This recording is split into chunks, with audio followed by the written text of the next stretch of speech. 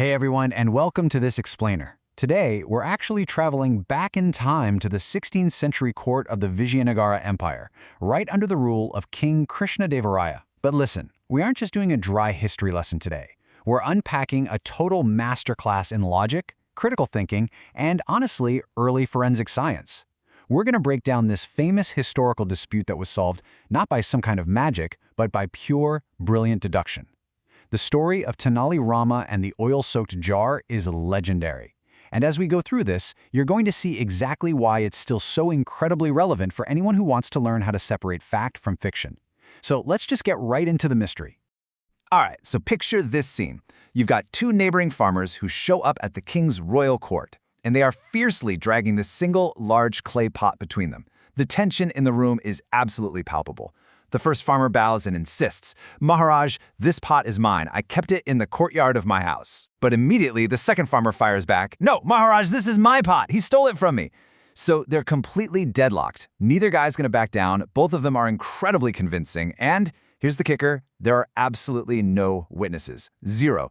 It's your classic, super frustrating he said scenario. King Krishnadevaraya is just watching this bitter stalemate, and he turns to his most trusted, clever advisor, Tenali Rama, and simply says, "You do justice to this." Now, what's really interesting about this slide is exactly how Tenali Rama starts his investigation. He doesn't ask them who stole it. Actually, he doesn't even ask where they bought it. He asks this highly specific, kind of mundane question, "Tell me, what did you use to keep in this pot?" And notice the sharp contrast in their answers here. Side A, the first farmer, quickly says, "I kept wheat in it." Side B, the second farmer says, "I kept mustard oil in it." Now, on the surface, this just looks like more conflicting information, right? More noise. But Tenali Rama isn't just making small talk. He is expertly laying a trap based on the physical properties of the items they just claim to own. He's basically looking for a variable that he can actually test. I want to pause here for just a second. Seriously, think about this yourself. How do you know the truth without witnesses? Put yourself in Tenali Rama's shoes right now. You've got two angry neighbors, one ordinary clay pot, and no CCTV cameras, no receipts, no bystanders, nothing. If you just rely on what they're saying, you're trapped in this endless loop of contradictions. So how do you extract the objective truth out of thin air? How do you prove a historical fact when all you have is the present moment? This is literally the ultimate locked room mystery. Take a second. How would you solve it? Okay, let's dive into this. Here is Tenali Rama's exact, kind of genius scientific method.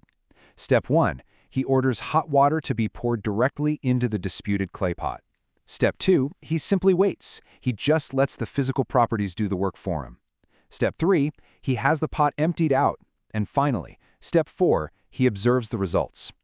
The logic here is just beautifully analytical. You see, traditional Indian clay pots are made of unglazed terracotta, which is highly porous. It breathes, right? So if you store dry wheat in it, nothing happens to the clay. But if you store mustard oil in it for a long period of time, the microscopic air pockets in the clay are going to absorb a tiny portion of those heavy lipids. Tenali Rama didn't just take a wild guess. He used the fundamental laws of chemistry and physics to literally force the pot to testify. And that brings us to the undeniable physical evidence. When the hot water was poured into the pot, the heat caused the trapped mustard oil inside that porous clay to expand and release. And because oil is less dense than water, it had nowhere to go but up. When the water was emptied, boom, there it was, a thin layer of oil floating right on the water's surface. In that split second, the whole mystery was solved. The first farmer, the guy who claimed he only ever stored dry wheat in the pot, he instantly panicked.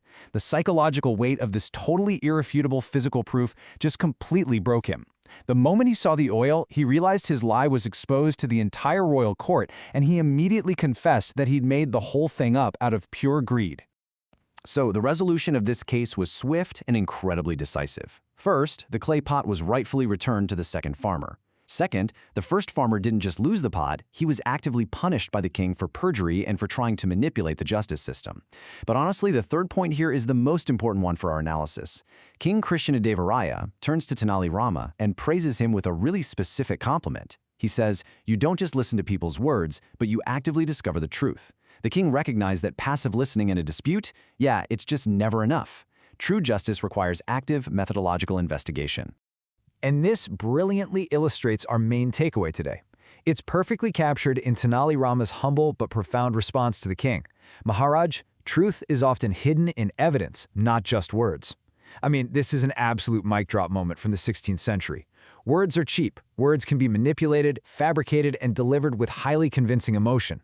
But the physical reality, the actual oil trapped in the clay, that cannot lie. Tenali Rama is reminding the king, and by extension every single one of us, that we've got to look past the noise of human argument in search for those quiet, objective facts that actually anchor the truth. So, what does this all mean for us? The crucial point is this.